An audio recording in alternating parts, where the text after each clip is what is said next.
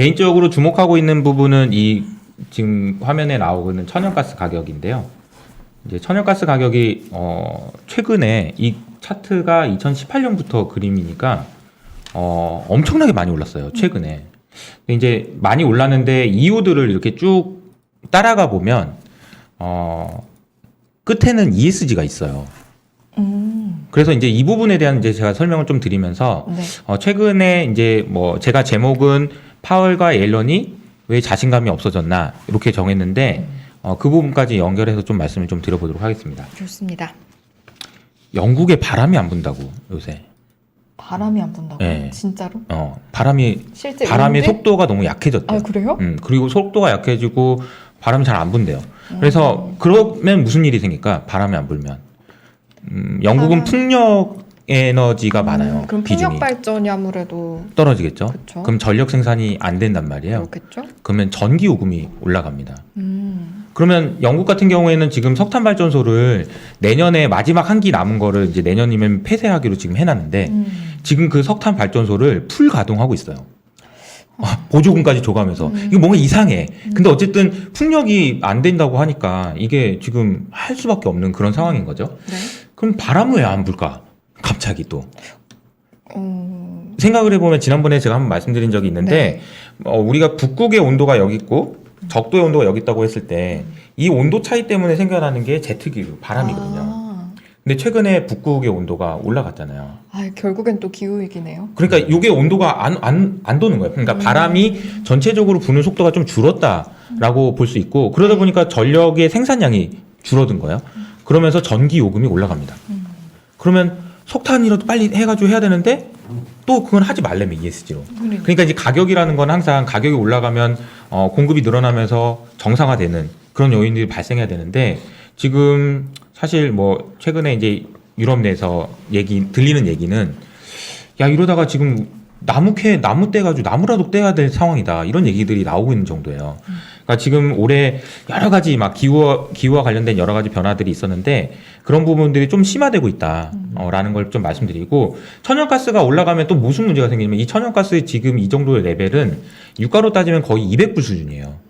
그러면 천연가스 저거 하느니 그냥 기름 떼겠다 기름 이러면서 기름에 대한 수요가 늘어날 수도 있는 거고 다 연결돼 있는 거거든요. 그러면 가격이 인플레이션이라는 게 오는데 이 인플레이션을 막으려면 공급이 늘어나야 되는데 ESG 때문에 또 공급이 안 늘어난다. 이게 맞물려 가지고 굉장히 좀 복잡한 상황이 된 것 같아요. 그리고 나서 제가 이제 이 그림은 이제 페드 리슨이라는 행사입니다. 이게 이제 매년마다 하는 행사예요. 이게 유튜브가 있더라고요. 페더럴 리저브라는 유튜브입니다. 유튜브 채널 구독자를 보니까 7만 명 정도. 이호섭 아카데미보다도 많이 낮네요. 그리고 이제 얼마 전에 그 지금 시작하신 그 탁튜브. 네? 이사님도 졸지 말고 저. 하셨잖아요. 저 영화 나와가지고. 네, 저 시작했습니다, 저도. 그러니까요. 아니 아까 시청자분들께서 탁튜브 말씀 많이 하시고. 아 그래요? 감사합니다. 탁튜브인 거예요? 탁튜브? 네, 탁튜브. 김탁이어서 탁튜브인데 탁튜브로 줘야면 괜찮지 않아요? 탁구가 나와요. 네, 제일 위에 괜찮다고 저희가 대답할 때까지 계속 아니요. 적으시고. 그 제일 위에 이제 탁구 치는 그 채널이 나오는데 저는 참 한참 밑에 있습니다, 아직. 탁튜브를 하면 처음에 탁구 치는 게 먼저 나와요? 네, 맞습니다. 그러면은 저희가 저 오늘 집에 가서 구독과 좋아요 누르겠습니다. 감사합니다. 오늘 지금 이따가 쉬는 시간에 쉬는 시간에 어쨌든 아무튼 깨알 홍보를 잠깐 네네. 들어갔고요. 그러니까 페더럴 리저브에서 그 유튜브를 통해서 일반인들의 의견을 듣는 시간이에요. 이 보면은 중간에 저기 파월이 어디 저기 맨 윗줄에 계시고 그리고 저기 빨간색 옷을 입으신 분은 레스토랑을 운영하시는 분이에요. 사장님이고 그 밑에 뭐 윌리엄스 총재도 있고 그 넥타이 매신 분은 다 그 연준 이사분들이세요. 이번에 여기 좀 퇴직하신 분 계신가요? 두 분 퇴직하셨던데. 그분은 안 계십니다. 그래요? 네. 그분 주식하다가 이제 퇴직하신 분이 있는데 어쨌든 그분은 아니고 근데 이 얘기를 제가 왜 드리냐면 여기서 이분들이 한 얘기가 인플레이션 때문에 힘들어 죽겠다. 장사를 못 해 먹겠다. 사람 뽑으려는데 사람도 안 뽑히고 이건 뭐 지금 뭐 가격이 올라가서 뭐 제가 늘 얘기하는 뭐 밀가루 가격 올라가지고 좀 힘들어 죽겠다. 막 이런 얘기를 하는데 파월이 저기 있는 것처럼 고개를 푹 숙이고 뭐 말을 안 해. 지금 뭔가 자신감을 잃은 듯한 모습을 좀 보였어. 그래서 저도 이 얘기를 듣고 좀 의아했어. 내가 파월 형 믿고 지금 계속 인플레이션은 괜찮다고 말씀드리고 있었는데 파월도 약간 좀 걱정하는 눈치. 그러니까 이 얘기를 들으면서 여러 가지 지금 그러니까 파월이 정확하게 워딩이 뭐였냐면 나도 진짜 오래 살았는데 이렇게 공급망이 문제가 생겨서 하는 거는 또 처음 봤고 아 진짜 어려운 환경인 것 같다. 뭐 이런 얘기를 여러 차례 반복하셨다고 해요. 그래서 연준에서도 이번에 지금 오고 있는 인플레이션에 대한 부분은 걱정을 조금 하고 있다. 그리고 이제 조금 더 말씀을 좀 드려보면 이번에 9월 FOMC가 지난 저희 이제 추석 기간에 있었잖아요. 그렇죠. 여러 가지 이야기들이 많이 있었는데 제가 주목한 부분은 이건데 이 그림을 보시면은 이 질문이 뭐냐면요. 딱 이거예요. 연준 의원들한테 요새 옛날보다 전망하기 좀 어려워지지 않았어요? 라는 질문이에요. 네. 그래서 그 질문에 네 라고 대답한 사람이 많을수록 높고 아니 옛날보다 좀 쉬워졌는데 요즘엔 그냥 그래 전망할 만해 라고 얘기하는 사람이 많을수록 낮아요. 근데 이 그림을 보시면 2020년 하반기부터 계속 1이에요. 1. 1이라는 얘기는 뭐냐면 모두가 전망하기 어렵다라고 얘기하는 거예요. 전망하기 너무 어려워. 뭐에 대해서? 인플레이션에 대해서. 인플레이션에 대해서 전망하기 너무 어렵다라고 얘기하고 계신 거예요. 네. 근데 이 다음 그림은 뭐냐면은 만약에 당신이 하는 전망이 만약에 틀린다면 왜 틀릴 것 같아? 라고 물어본 거거든요. 그러니까 인플레이션이 만약에 제가 2%일 것 같아요 라고 했을 때 내가 만약에 틀린다면 1%대가 돼서 틀릴까 아니면 3%가 돼서 틀릴까? 그러니까 인플레이션이 더 높아가지고 내가 틀릴 것 같으면 1에 가깝고 낮아가지고 내가 틀릴 것 같으면 낮은 거예요. 0에 가까운 거예요. 마이너스 1에 가까운 거예요. 네. 근데 이게 보시면 지금 이 2번 연속으로 내가 틀리면 올라가서 틀릴 것 같다. 그러니까 연준 의원들이 전반적으로 지금 전망에 대해서 조금 인플레이션에 대해서 업사이드 리스크를 좀 고민을 하고 계신 것 같다. 그러네요. 라는 말씀 좀 드립니다. 그리고 이제 최근에 이제 이 말씀을 이제 드린 건 종합해 보면 이번에 나오는 인플레이션이나 아니면 금리 인상이나 이런 부분들은 과거에 비해서 조금 더 강도가 좀 센 것 같다. 이런 말씀을 좀 드리겠고요.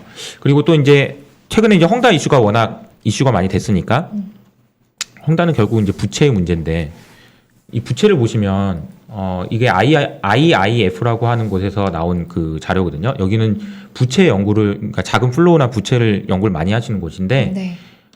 이 그림을 보시면 검정색 바가 전 세계의 부채거든요. 근데 전 세계의 부채를 보시면 이게 2015년에 210조 정도였는데 지금은 300조 달러예요. 300조 달러면은 어느 정도 규모냐면요. 그러니까 제가 늘 비유하는 게 미국의 GDP가 20조 달러예요. 300조 달러. 그러니까 2020년 대비 전 세계 부채가 지금 40조 달러 늘었어요. 1년 만에. 그러니까 지금 부채는 진짜 많아요. 그러니까요.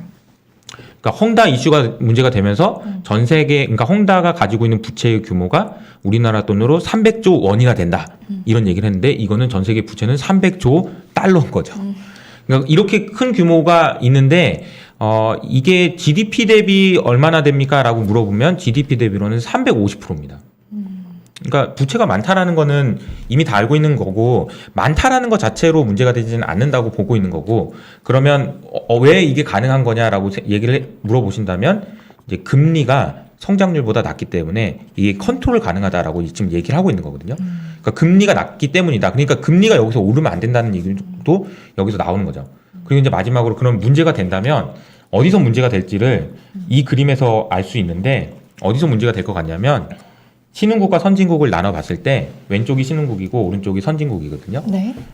GDP 대비 그러니까 GDP 대비 부채가 어디가 제일 많냐 이건데 신흥국 같은 경우에는 비금융기관이라는 곳이 맨 위에 있잖아요. 비금융기관이 뭐 기업가라는 헝다와 같은 그런 기업들이 비금융기관이에요. 네. 근데 신흥국은 부채가 이쪽이 지금 압도적으로 많아요. 그러니까 만약에 문제가 된다면 여기서 문제가 됩니다. 그리고 선진국 같은 경우에는 이번에 이 오른쪽 그림 보시면 노란색 정부 부분이 갑자기 폭 튀어 올랐잖아요. 저것만 톡 튀어 올라왔잖아요. 올해 들어서. 네. 저게 뭐냐면 미국 부채 한도입니다.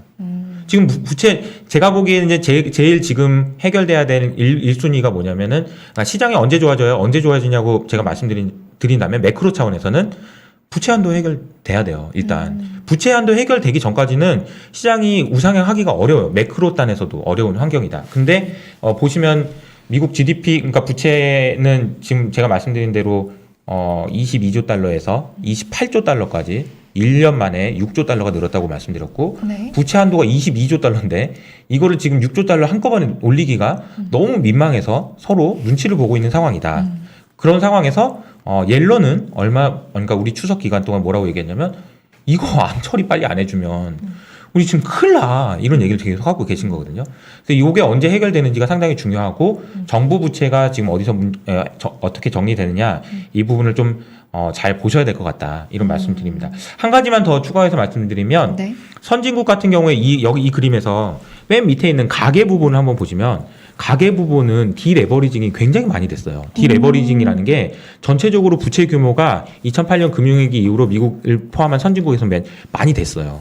그래서 가계 부분에서는 그게 문제가 될 것 같지 않다. 근데 왼쪽에 있는 신흥국은 모든 게 다 늘어났죠. 부채가. 만약 부채가 지금 이런 상황이다라는 그러니까 것은 빚이 줄어들었다라는 걸 영어로 표현하신 겁니까? 그렇죠.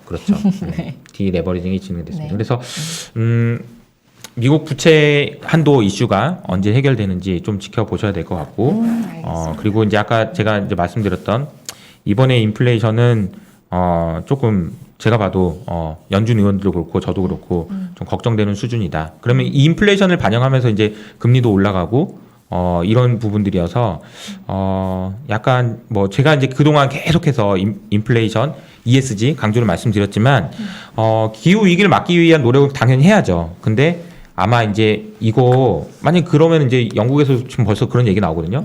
나무를 떼느니 석탄 다시 떼자. 이런 얘기 또 나오는 거고. 네. 근데 그러면 안 된다 이런 얘기 나오는 거고 싸움이 일어나고 막 복잡한 얘기들이 계속 진행이 될 것 같아서 네. 좀 잘 보셔야 될 것 같다 이런 말씀을 좀 드리겠습니다. 시장에 영향을 미칠 만한 우리가 주목할 만한 어떤 그런 포인트들을 짚어주신 것 같아요. 그러면 저희가 시황 짚어봤고 또 미국의 어떤 질문이 질문이 있으세요? 그 아까 그 페드 있잖아요. 네. 그 페드 줌으로 그 유튜브 네네. 이거 저도 하고 싶은데 어떻게 해야 돼요? 뭘로? 이거 라이브? 파일 이사님이랑 얘기하고 싶은데. 파월 형한테 할 얘기 있어요? 어떻게 할 수 있는지 한번. 이거 인포맥스 라이브 기회되시면. 끝나고 두 분이서 한번 얘기하셔야 되는 거 알려주시면은 아닙니까? 근데 이거는 이제 그 영어가 네. 돼야 되는데 영어 안 되잖아요.